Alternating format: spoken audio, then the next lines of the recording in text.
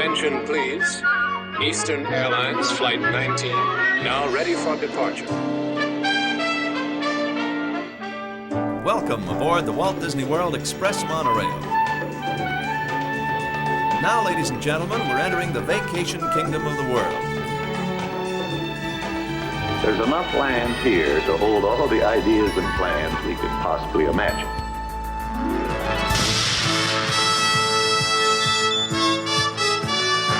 We call it EPCOT. Will be our experimental prototype city of tomorrow. Welcome to another episode of the Retro Disney World Podcast, taking you back to the vacation kingdom of the world, the way it was, and the way it is in your memories. All right, welcome to a special mini episode of the Retro Disney World Podcast. I'm Todd McCartney, your host, and sitting in with me tonight is Brian Miles. How you doing tonight, Brian? I'm fine, and greetings from the Commonwealth of Pennsylvania. Yeah. So this is episode 31.35, and 35 for a very special reason, in that EPCOT Center is going to be having its 35th birthday this coming October, and we have been teasing for a few months now about a special RetroWDW event at Disney. And Brian and I want to get together tonight and tell you a little bit about what we've been able to put together so far, and get you all excited about the ticket sales that are going to go on sale very, very soon, coming Saturday, July 22nd on our website, which is just a few days away. So, Brian, you know, we've been working on this a while. We've been planning this one with Disney, a little different than our Lake and Lagoon Tour. We had so much great feedback on the Lake and Lagoon Tour. We couldn't get everybody in on that one. It was a tough one. I am childless, but I know what's in store for me should I ever have a daughter who has to plan a wedding, because that's what this has been like. Right. So this started back, we've been thinking about it ever since EPCOT35 was announced. We waited for Disney to put out their official plans, and all of us here at RetroWDW are going to be there on October 1st for the official events.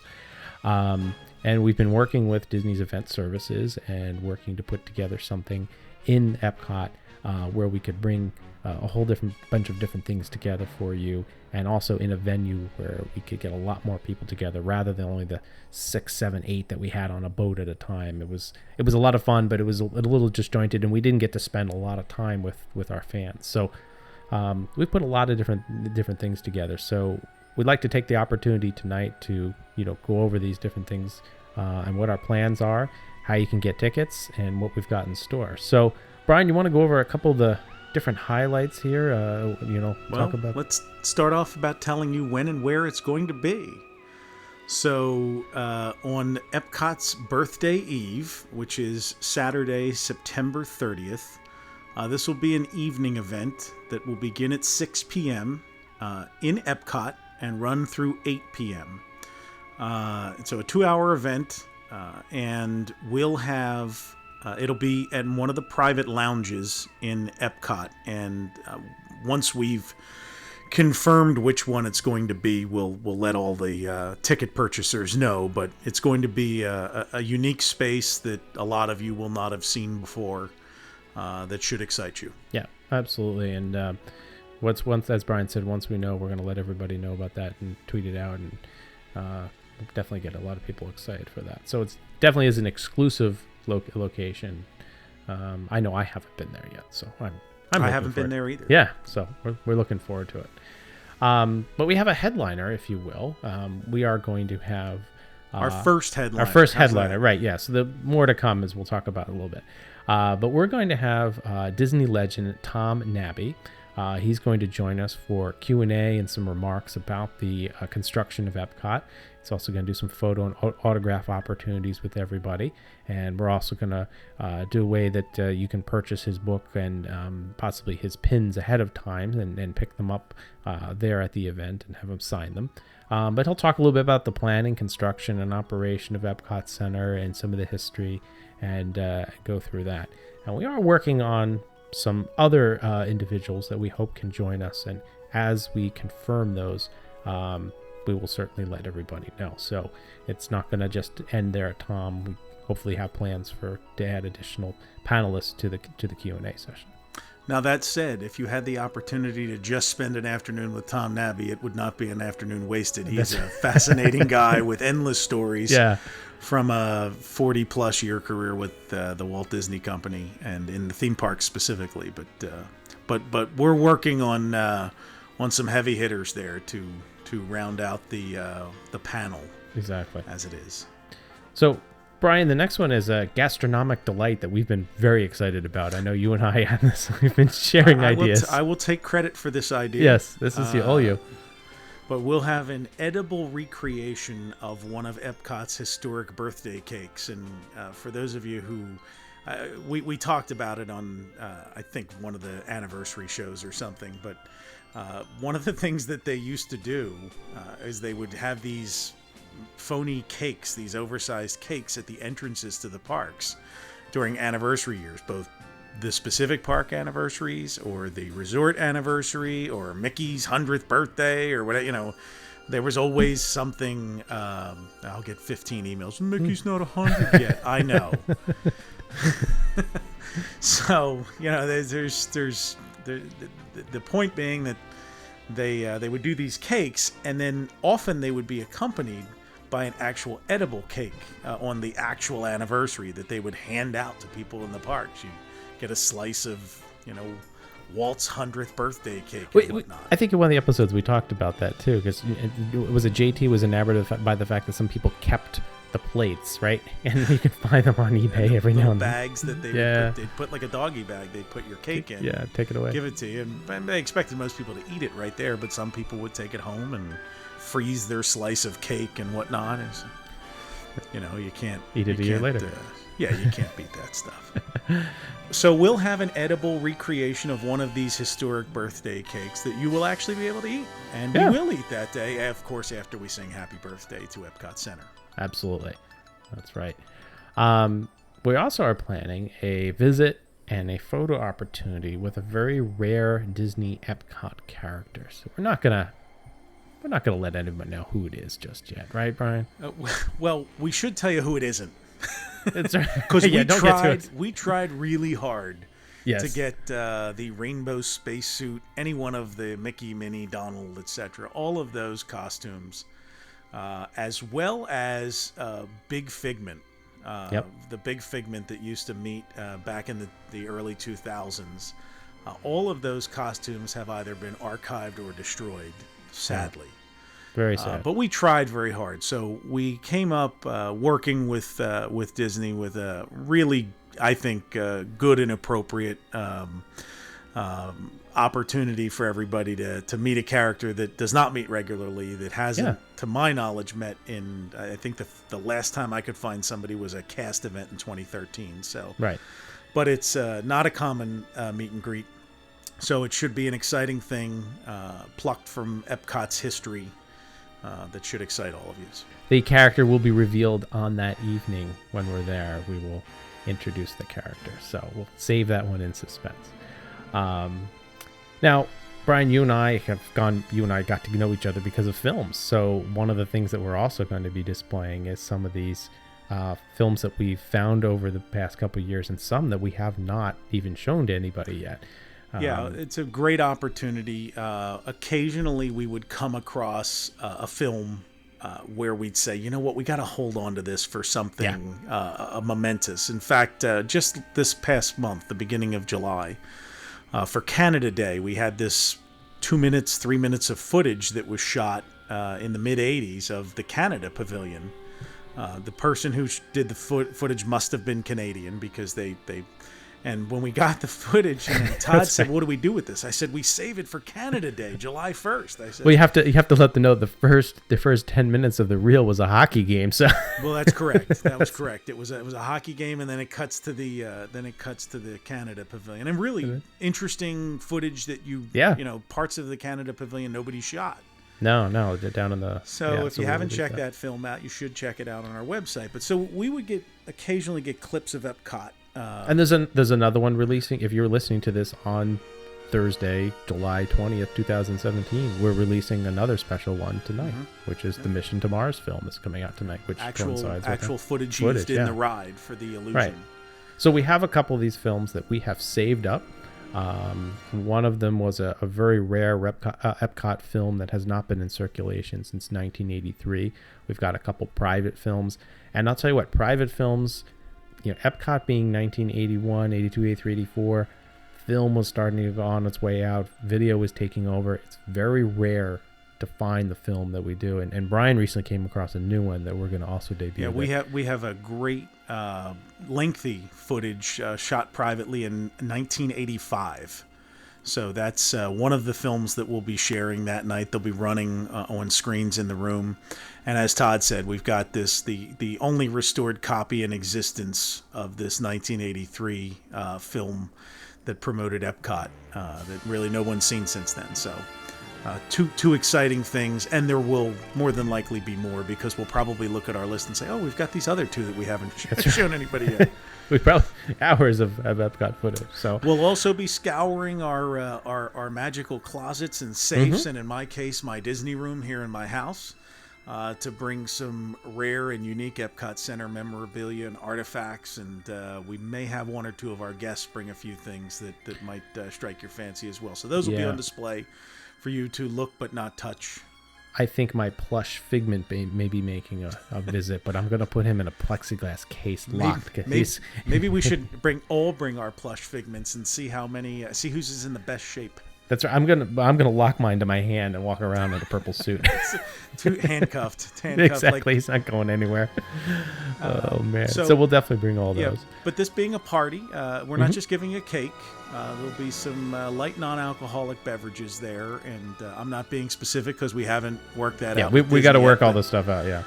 But some snacks as well, because we know it's right about the time where you'll either have just finished dinner and maybe you just want some cake, or you'll be coming to our event and then grabbing something to eat before Eliminations begins. So in that being the case, there'll be a full cash bar available to you as well, but we'll have some snacks and some non-alcoholic drinks there for everybody. Yeah. And Todd, we've spent a lot of time talking about this over the recent months, but I think you and I came up with a pretty cool gift. Yeah, that's going to be very Epcot Center appropriate, era appropriate. I'm excited about this because I think it's going to be the coolest retro gift that you could get. Yeah. We're not sending you away with a pin. We did the pins already. Or a pendant or something like that. This is going to be so cool. Yeah, you're really, really going to like this gift. We're working on it now, and we'll have them there. So for all of you who attend, we'll get this gift included. Your own personal working Smart One robot. Everybody's getting one to take home. No, I'm kidding. It's voice activated by Tandy. Yes. Hooks up to your TRS-80. We'll hand those out as you exit the event afterwards, and I think everybody's going to really enjoy what it is. And you're right, Brian. I mean, you and I poured over different ideas. I think what we keyed on here is going to be perfect. So. Well, we wanted something unique. Yep. And I think we came up with that. I mean, I think to the degree that we could, I think we came up with that. So that'll be a surprise that night. But really, where we've gotten to is the event is not finished. We'll be working on it probably up until the week of the event, attempting. There are more things we want to add. There's more things we want to display. Some of it is a matter of tracking it down, or the people that have it and finding them willing to loan it to us or to bring it to the event. And we don't want to make any promises at this point and disappoint everybody. But we also don't want to be D23 and have you 8 weeks out from an event and have no idea what's actually exactly going to happen at it.